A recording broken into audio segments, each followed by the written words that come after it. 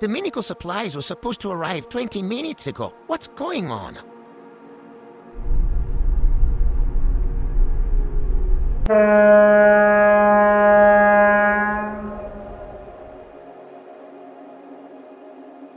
But we confirmed the route. Call them. Now.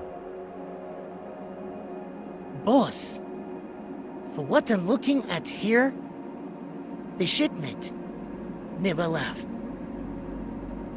How do you mean? Give me the phone. Walk me through it again. What happened? The convoy was scheduled to leave before midnight. The route was confirmed. The Haba team was in position. Then where's the shipment?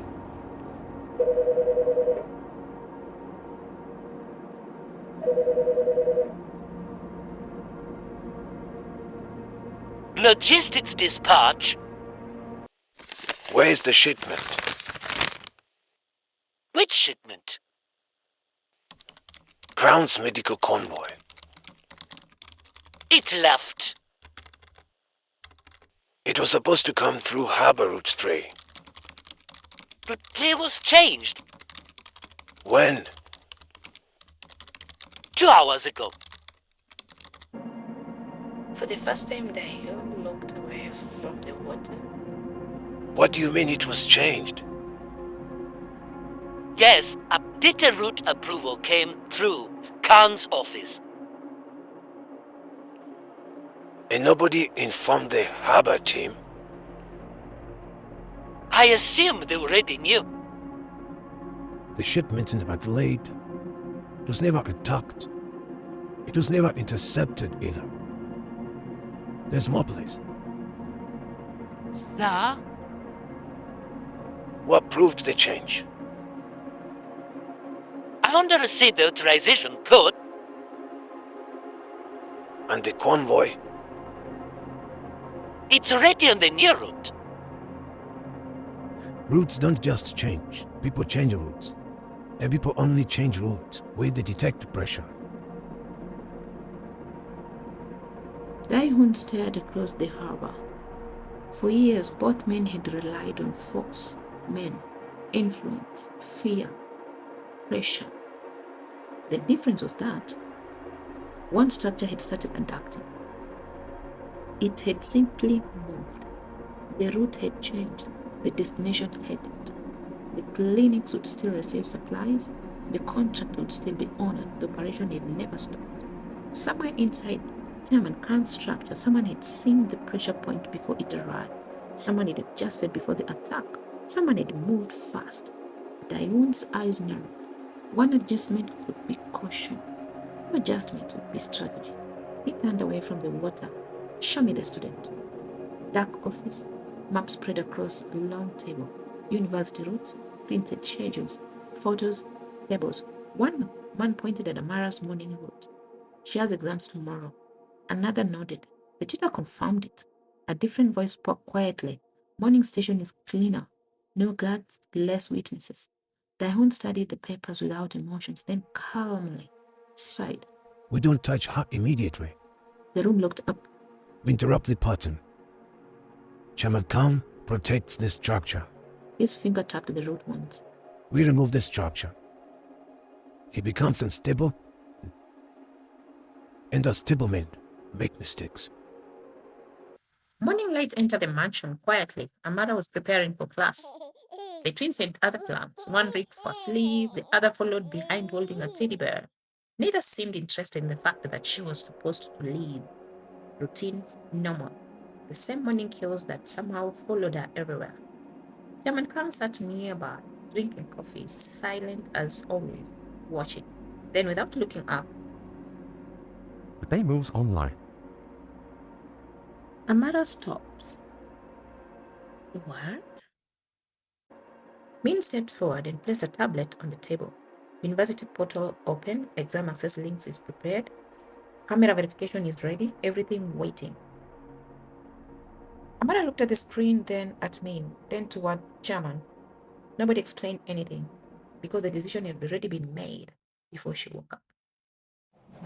Across the city, another plan was already waiting. Train station, morning crowds, announcements echoed through the platforms. Wheels against concrete, people moving in every direction. A black sedan remained parked across the street. Men watched the exits carefully, waiting. One checked the time, another scanned the crowd. Nothing. Minutes passed. No yellow hoodie, no student, no pattern, just strangers moving through the station. The first man checked his phone again. Still nothing. Another looked toward the university entrance. Nothing. The operation had been built around certainty. The certainty never arrived. Finally, one of Dae-hyun's men pulled out his phone. The call connected, and he said, He never arrived. Dae-hyun listened, said nothing. One adjustment could be caution. Two adjustments would be strategy. The warehouse shouldn't know about the university.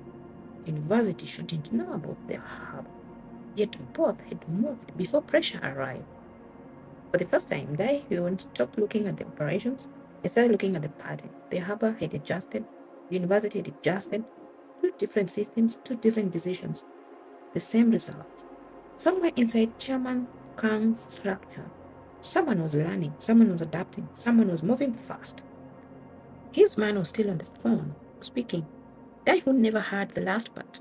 His eyes remained fixed on the timetable, on the route, on the photograph clipped on the file. One adjustment could be caution. Two adjustments would be strategy. Three adjustments would be threat.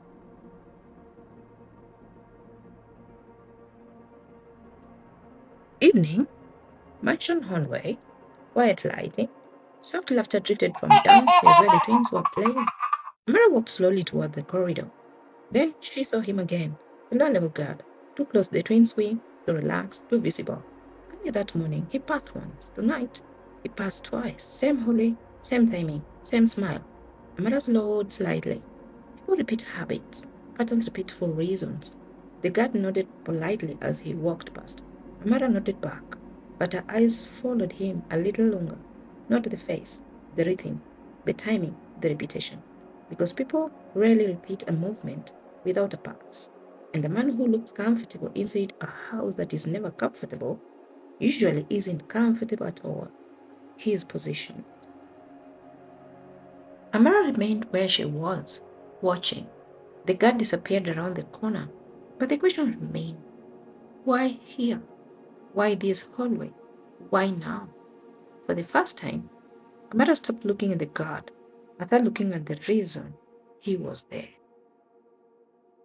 Night, twins' bedroom, soft lighting. One twin was already sleepy. The other rubbed his eyes while holding a stuffed bear. Amara stood quietly at the doorway, watching the room, then the hallway, then the corridor entrance. Her eyes narrowed slightly. Is this paranoia? The thought lingered. Then she looked towards the hallway again. No. Paranoia doesn't have a schedule. Paranoia doesn't walk past twice at the same time. Paranoia doesn't repeat the same pattern. No. The twins looked up at her. Amara walked over them and knelt beside them. Come here, buddies. One climbed into her lap, the other followed. She smiled. The hallway disappeared from their minds. A few moments later, the room grew quiet. Later, dark hallway, silent footsteps. A figure stepped outside the twins' bedroom. No hesitation, no uncertainty. Slowly, the door opened. Darkness, silence. The figure stepped inside. Nothing. The room remained still. For the first time, the intruder didn't move. Empty beds, no tunes. A phone appeared. The call connected immediately. They moved. Across the city, Dae-hyun lifted the phone to his ear. Which room? The twins' room. And the student? Gone. She must have moved them. Dae-hyun said nothing, not because the plan had failed, because it had failed again. Understood. Keep watching. The warehouse never saw it. The cheetah never saw it. Neither the man watching the hallway. Yet somebody moved fast every time. Not stronger, not faster. 3 different operations, the same result. 1 adjustment could be caution, 2 adjustment could be strategy. 3 adjustments becomes a threat. Problem was no longer Chairman Kang. The problem was whoever kept moving before the pressure arrived. Someone inside the structure was seeing the pressure points and shifting before the impact. For the first time, Dae-hyun stopped asking, what changed? To who changed? Later that morning, Min stood quietly inside Chairman's office. The twins had been moved. The room was accessed later. But her guard had no reason to be there. The twins were safe. The room was empty. And the threat arrived too late. Should we review the guard? Chairman said nothing. His eyes drifted towards the city because the guard wasn't the question. The question was, why was he there? And somewhere inside the mansion, that answer was still waiting.